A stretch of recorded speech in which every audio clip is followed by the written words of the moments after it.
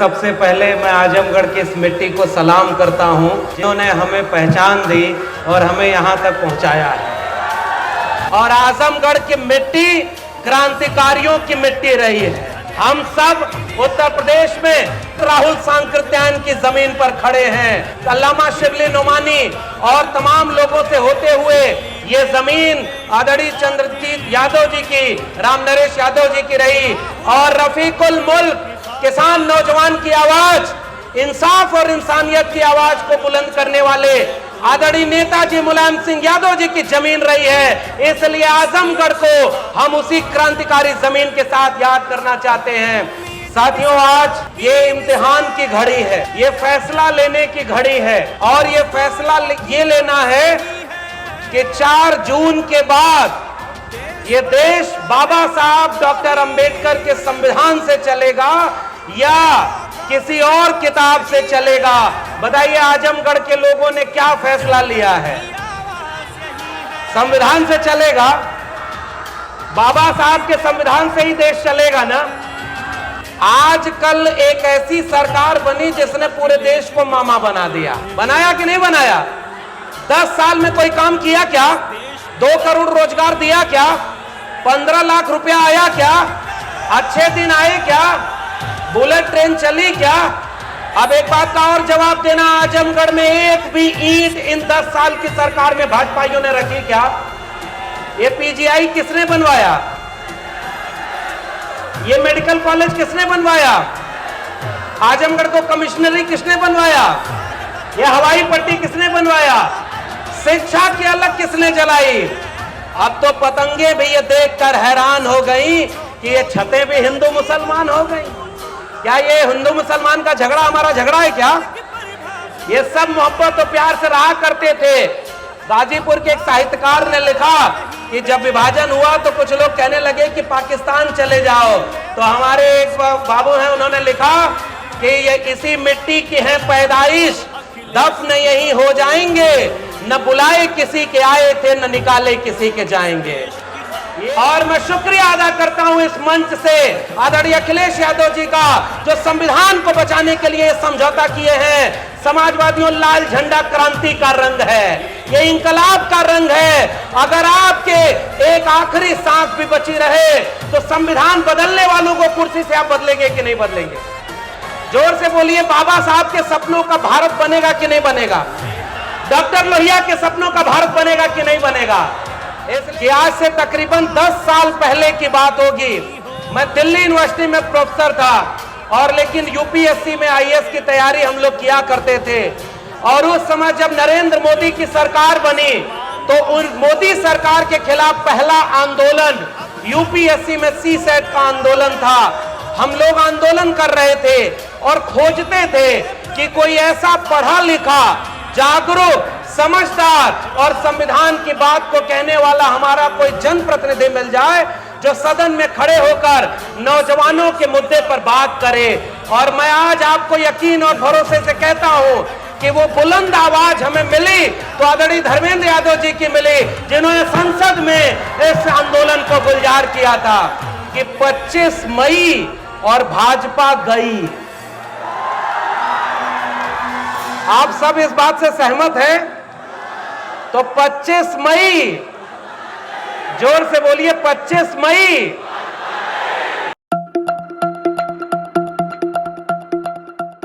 इसलिए सबसे पहले मैं आजमगढ़ की इस मिट्टी को सलाम करता हूं, जिन्होंने हमें पहचान दी और हमें यहां तक पहुंचाया है।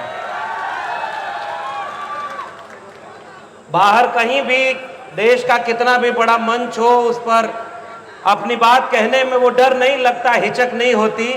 लेकिन जब अपने घर में बोल रहे हो, अपने घर के बड़े बुजुर्गों के सामने बोल रहे हो, तो कई बार एक हिचक होती है कि जिन्होंने हमें बनाया है उन्हीं के सामने हम क्या बोलेंगे। इसलिए सबसे पहले मैं आप सबका शुक्रिया करता हूं और मंच पर जितने भी हमारे बहुत सम्मानित जिले के नेतागण बैठे हुए हैं, आप सब से एक पारिवारिक रिश्ता भी है।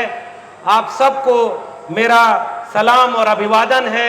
और इस खरिहानी आजमगढ़ के आसपास के इलाके से आए हुए इस विशाल जनसभा में आए हुए आप सभी लोगों को मेरा क्रांतिकारी जय भीम, जय मंडल, जय संविधान है, इंकलाब जिंदाबाद है। साथियों, आज ये इम्तिहान की घड़ी है, ये फैसला लेने की घड़ी है और ये फैसला ये लेना है कि 4 जून के बाद ये देश बाबा साहब डॉक्टर अंबेडकर के संविधान से चलेगा या किसी और किताब से चलेगा। बताइए, आजमगढ़ के लोगों ने क्या फैसला लिया है? संविधान से चलेगा। बाबा साहब के संविधान से ही देश चलेगा ना? तो एक बार हाथ उठाकर बताइए कि क्या 4 जून को आजमगढ़ से रिकॉर्ड मतों से आदरणीय धर्मेंद्र यादव जी सांसद बनेंगे कि नहीं? और आजमगढ़ के लोगों को वोट डालना है 25 मई को। तो एक नारा बहुत महत्वपूर्ण है जो मैं आज से आप लोगों के बीच दे रहा हूं, जो गांव-गांव पहुंचाना है कि 25 मई और भाजपा गई। आप सब इस बात से सहमत हैं?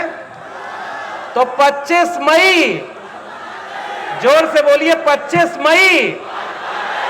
बहुत बहुत धन्यवाद। और मैं ये आखिर में गुजारिश बस करने आया हूं, ये चुनावी मंच है और हम सब जिस समाजवाद की विरासत, बाबा साहब अंबेडकर के संविधान की विरासत, सामाजिक न्याय की विरासत को पूरे देश में गुलजार करने का काम करते हैं, तो मैं इस मंच से याद करना चाहता हूं जिन्हें प्रत्याशी बनाया गया है आदरणीय धर्मेंद्र यादव जी को, कि आज से तकरीबन 10 साल पहले की बात होगी। मैं दिल्ली यूनिवर्सिटी में प्रोफेसर था और लेकिन यूपीएससी में आईएएस की तैयारी हम लोग किया करते थे। और उस समय जब नरेंद्र मोदी की सरकार बनी तो उन मोदी सरकार के खिलाफ पहला आंदोलन यूपीएससी में सीसेट का आंदोलन था। हम लोग आंदोलन कर रहे थे और खोजते थे कि कोई ऐसा पढ़ा लिखा, जागरूक, समझदार और संविधान की बात को कहने वाला हमारा कोई जनप्रतिनिधि मिल जाए जो सदन में खड़े होकर नौजवानों के मुद्दे पर बात करे। और मैं आज आपको यकीन और भरोसे से कहता हूं कि वो बुलंद आवाज हमें मिली तो आदरणीय धर्मेंद्र यादव जी की मिली, जिन्होंने संसद में इस आंदोलन को गुलजार किया था। और यह भी बात कहते हुए मुझे बहुत खुशी है कि वो जो आंदोलन जिसकी अगुवाई सदन में खड़े होकर आदरणीय धर्मेंद्र जी ने की, उसमें पहली बार 56 इंच के सीने वाली सरकार को झुका दिया था और हम सबका आंदोलन जीत गया था। तो जब ऐसा नेता, ऐसे आंदोलन के विचार वाले लोग आपके जनप्रतिनिधि बन जाएं, तो बताओ कोई कोर कसर बाकी रहती है क्या? कोई कसर बाकी छोड़ोगे आप क्या? उसके बाद दूसरा मौका आया 2018 में, जब 13 पॉइंट रोस्टर लागू कर दिया था। ये बीजेपी की सरकार ने, प्रधानमंत्री कहते हैं कि मैं ओबीसी हूं, लेकिन ऐसा रोस्टर ले आए कि प्रोफेसर ही ओबीसी, एससी, एसटी के लोग नहीं बनेंगे। मैं तब भी याद करता हूं उस आंदोलन को सदन में पूरे देश का आंदोलन बनाने वाला जो भाषण दिया था, पहला भाषण आदरणीय धर्मेंद्र जी का था और उस आंदोलन को भी हमने जीता था और 56 इंच की सरकार को झुकना पड़ा था। तो जब जो सांसद सदन में खड़े होकर किसानों, नौजवानों की आवाज बुलंद करें, तो बताओ आजमगढ़ के आगे उस सांसद का नाम लिखा जाए तो इस बात से ज्यादा गर्व की बात और कोई होगी क्या? और आजमगढ़ की मिट्टी क्रांतिकारियों की मिट्टी रही है। हम सब उत्तर प्रदेश में राहुल सांकृत्यायन की जमीन पर खड़े हैं। अल्लामा शिबली नोमानी और तमाम लोगों से होते हुए ये जमीन आदरणीय चंद्रजीत यादव जी की, राम नरेश यादव जी की रही। और रफीकुल मुल्क, किसान नौजवान की आवाज, इंसाफ और इंसानियत की आवाज को बुलंद करने वाले आदरणीय नेताजी मुलायम सिंह यादव जी की जमीन रही है। इसलिए आजमगढ़ को हम उसी क्रांतिकारी जमीन के साथ याद करना चाहते हैं और इसलिए आप सबसे गुजारिश करते हैं कि हमारे बीच में ये मौका आया है कि संविधान बचाने के लिए लड़ना है। आजमगढ़ के प्रत्याशी पर कोई टिप्पणी हमें नहीं करनी है, क्योंकि लड़ाई आपको आजमगढ़ का सांसद चुनने की नहीं है।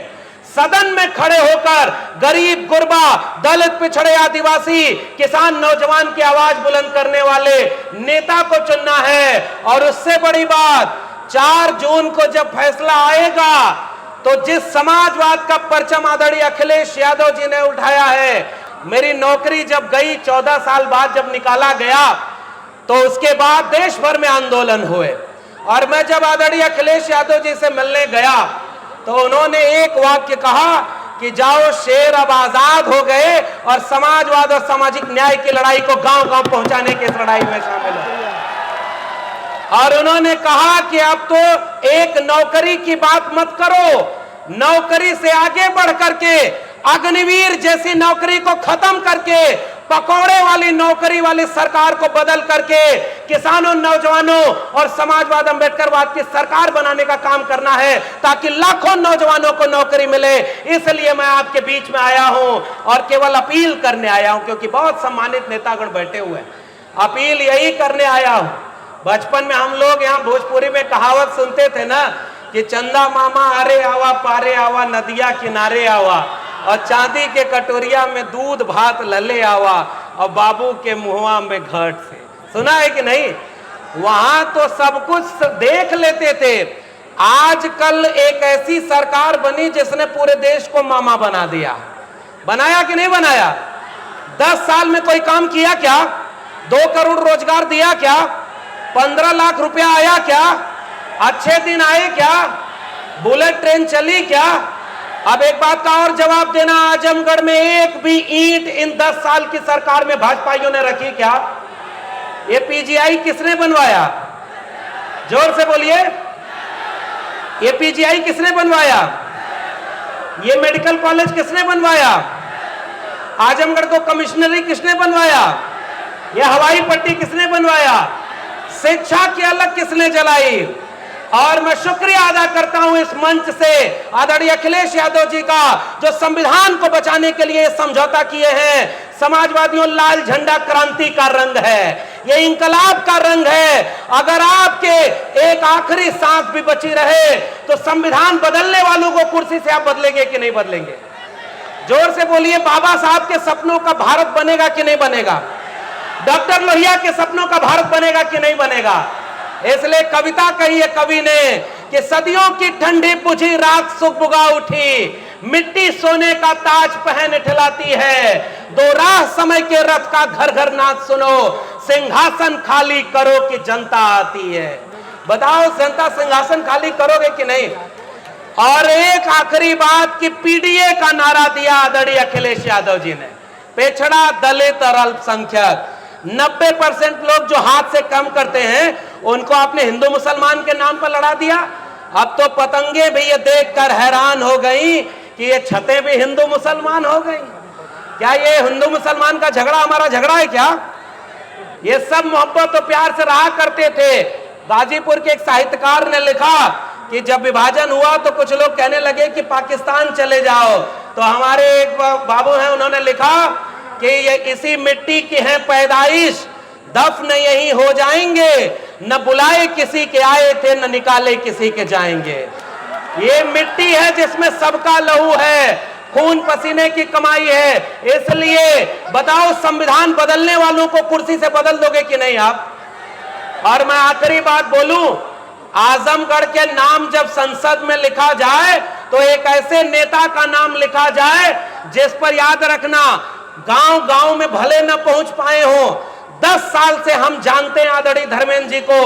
अगर 5 साल के लिए मौका मिला तो आजमगढ़ का कोई गांव नहीं बचेगा जहां कई बार आदरणीय धर्मेंद्र जी आपके बीच में नहीं आएंगे। इसलिए गुजारिश करके हम आपसे विदा लेंगे कि आप सभी लोग 25 मई, जोर से बोलिए, भूलना नहीं है, 25 मई। और मैं इसी उम्मीद के साथ कि आजमगढ़ के लोगों, सबसे बड़ी जीत आजमगढ़ से 4 जून को हो, बाबा साहब का संविधान बचाने के लिए, डॉक्टर लोहिया का संविधान बचाने के लिए और माननीय नेताजी और तमाम सामाजिक न्याय के लोगों को बचाने के लिए।